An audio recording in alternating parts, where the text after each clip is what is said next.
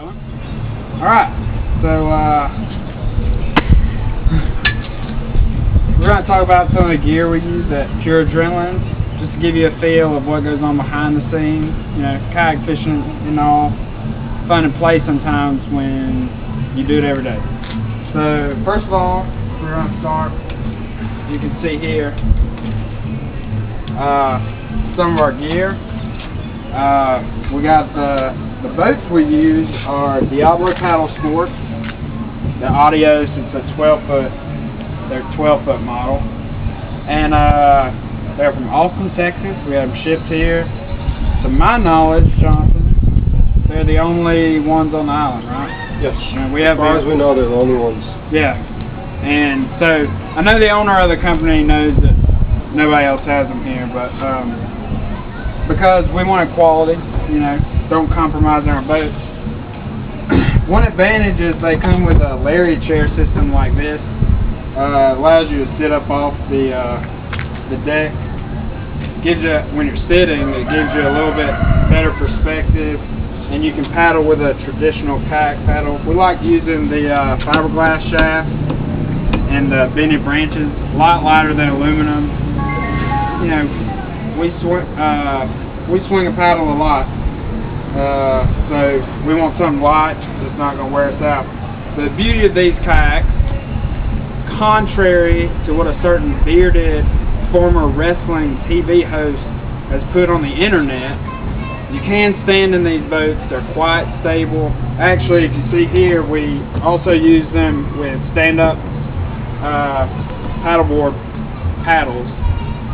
Because they are a hybrid kayak. You can use these standing up, and really when you're out on the flats, it gives you a good view of, you know, what you're, you know, you can kind of sight fish sometimes.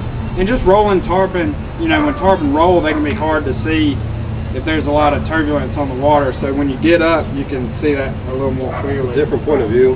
Yeah, I mean, that's what we like, different points of view. Kind of makes our fishing unique because you can stand up to fight fish, which I prefer.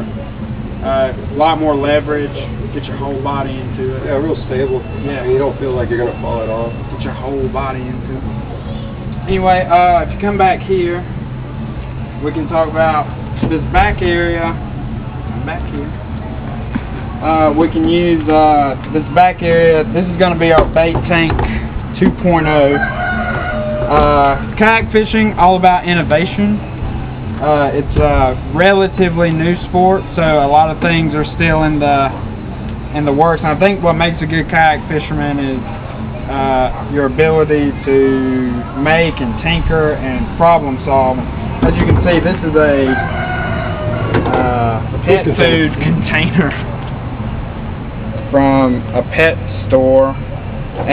But it makes an awesome bait tank. Once we get this off, we attach the pump. We'll see an example later of how that bait tank works, but it allows us to use live bait. These kayaks are so stable actually that we can throw cast nets standing on them, so we can go out and get the bait pretty quickly. And that brings me to our actual fishing setup.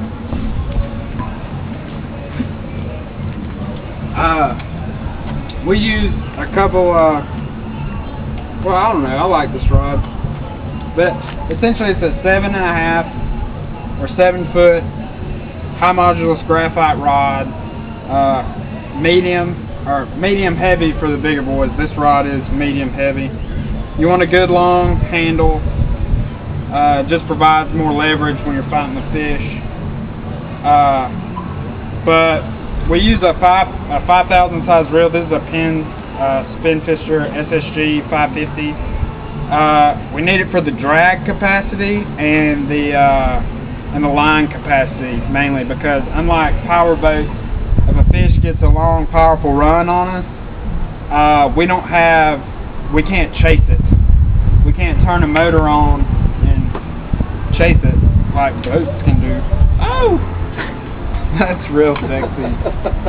So that's how I react to bugs on my hand. Perfect timing. All right. We use about 30 pound braid. Braid's just a lot stronger. We can pack a lot more on it, and a carbon fiber fluorocarbon leader.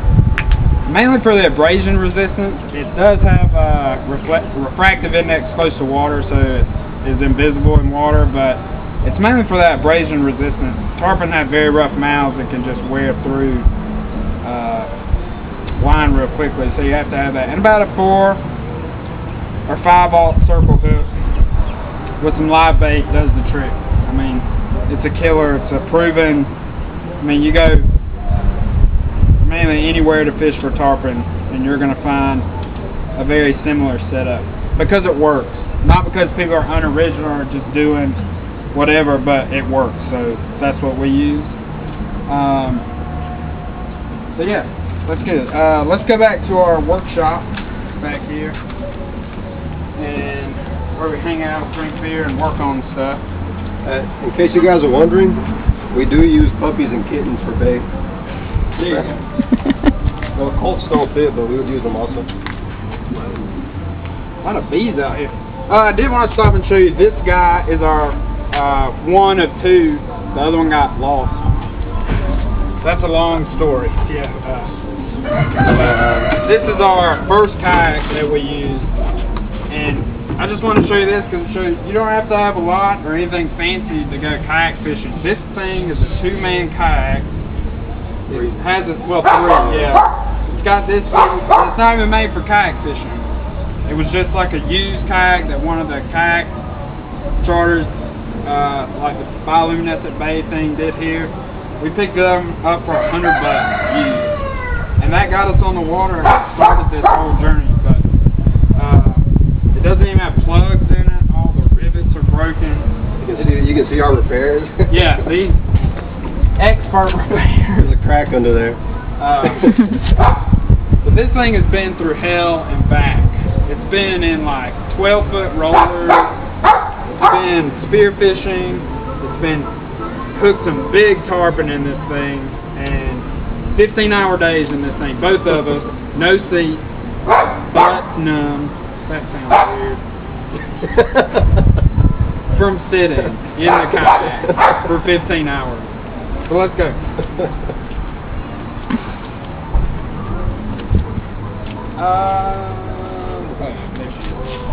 It's my wife working the camera. Beautiful.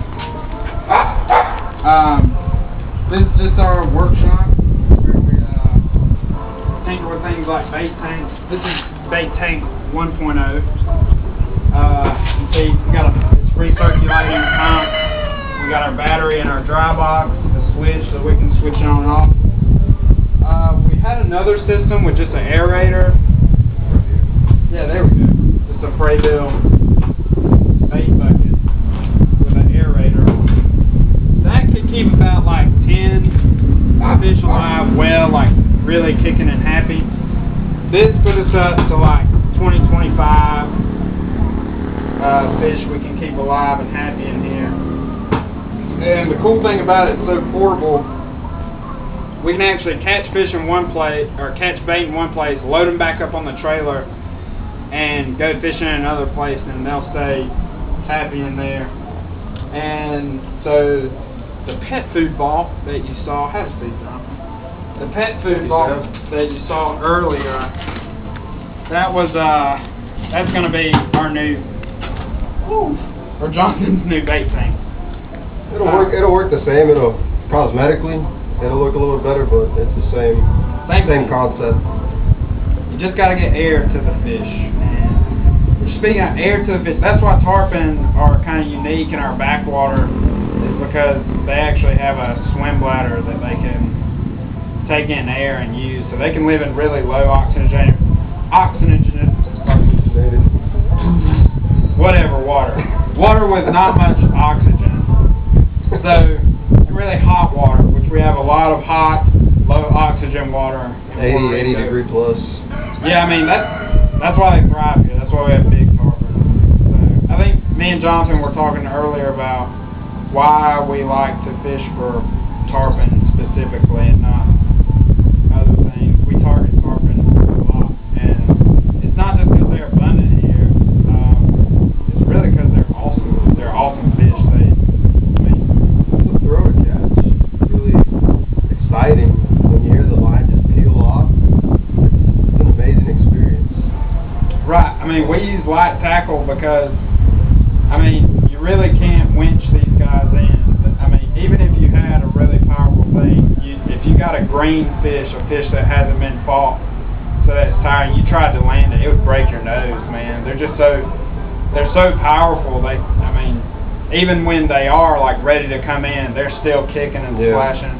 I think the most tarpon are lost right at the boat when you're trying to land them. That's when rods get broken, line gets broken, people's faces get broken. Rods get lost. Yeah. Mackenzie.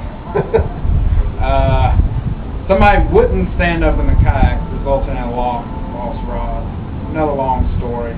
She's smiling at me because she wants to interject and say that wasn't her fault. But whatever.